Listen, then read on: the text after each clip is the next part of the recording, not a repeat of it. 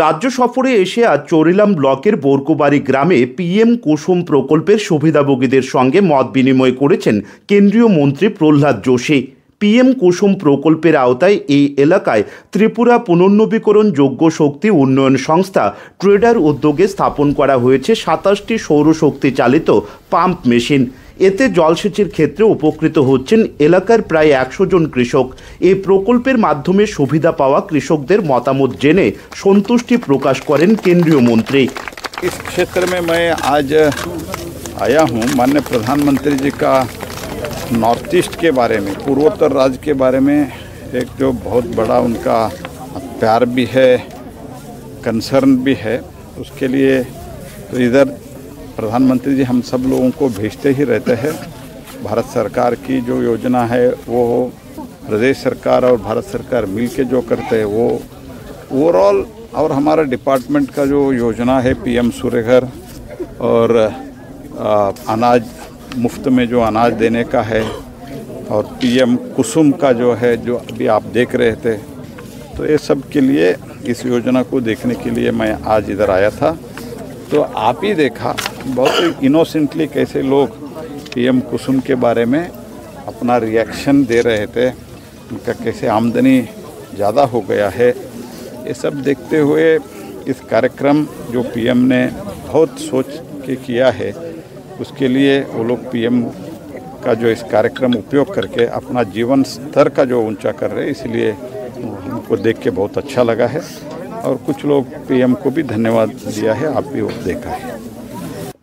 যে সমস্ত এলাকায় বৈদ্যুতিন পাম্পের মাধ্যমে জলসেচের ব্যবস্থা নেই, সেই এলাকাগুলিতে সৌরশক্তিকে ব্যবহার করে কৃষকদের সেচের ব্যবস্থা করে দেওয়াই হলো পিএম কুসুম প্রকল্পের মুখ্য উদ্দেশ্য। এই প্রকল্প থেকে কীরকম সুবিধা পাচ্ছেন কৃষকরা, এ নিয়ে কথা বলেন ত্রিপুরা পুনর্নবীকরণ যোগ্য শক্তি উন্নয়ন সংস্থার যুগ্ম অধিকর্তা দেবব্রত শুক্লদাস এবং সুবিধাভোগীরা।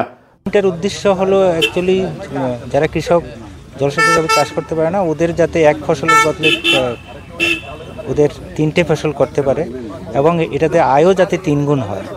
এটাতে যে টোটাল আমরা করছি 1 SP 2 SP 3 SP পাম্প, তো বিশেষ করে 2 ঘোড়া পাম্পে আমরা বসাচ্ছি।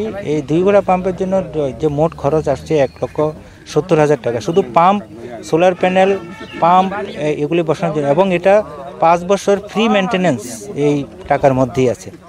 এখান থেকে সরকারি ভর্তুকি যেটা পাওয়া যাচ্ছে কেন্দ্রীয় এবং রাজ্য সরকার মিলে, এটা প্রায় 90%, আর অনলি বেনিফিশিয়ারি দিচ্ছে মাত্র 10%। 2 ঘোড়ার জন্য মাত্র 15,000 টাকা দেয়, তো সেটা খুবই নমিনাল। এছাড়াও আমাদের রাজ্য সরকার কৃষকদের আরও সুবিধা দিচ্ছে, সেটা হলো যেখানে জলের উৎসের কোনো ব্যবস্থা নেই, সারফেস ওয়াটার নেই, সেখানে জল উত্তোলনের জন্য যে বোরিংয়ের টাকাটাও সরকার বিয়ার করছে, সেটা সর্বোচ্চ 1,20,000 টাকা, 70 মিটার অবধি বোরিং সরকার দিচ্ছে।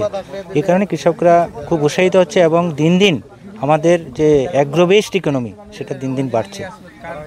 আমার নাম সমরেশ দেববর্মা, এরিয়াটা বোরকুবাড়ি আমতলি এডিসি ব্রিজের আন্ডারে, সিপাহীজলা ডিস্ট্রিক্টের আন্ডারে হয়।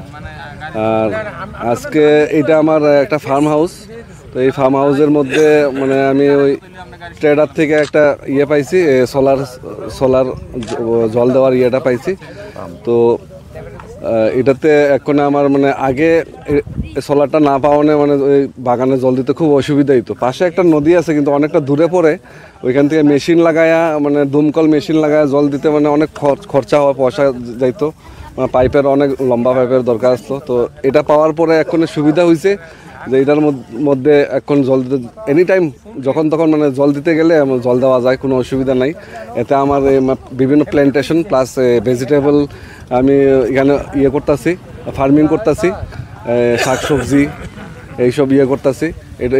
এটার লেগে খুব সুবিধা হয়েছে আমার। আর আপনারা শুধু আমি না, আমরা পাড়ার প্রায় 100 জন কৃষকের মতো এমন পাইছে তারা।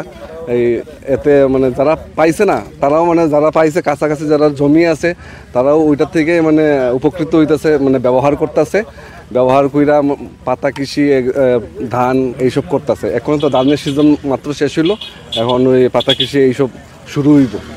তো এতে মানে অনেকেই মানে পাড়ার লোকেরা উপকৃত হয়েছে। সিপাহীজলা জেলা থেকে অভিজিৎ বর্ধন, আকাশবাণী সংবাদ, আগরতলা।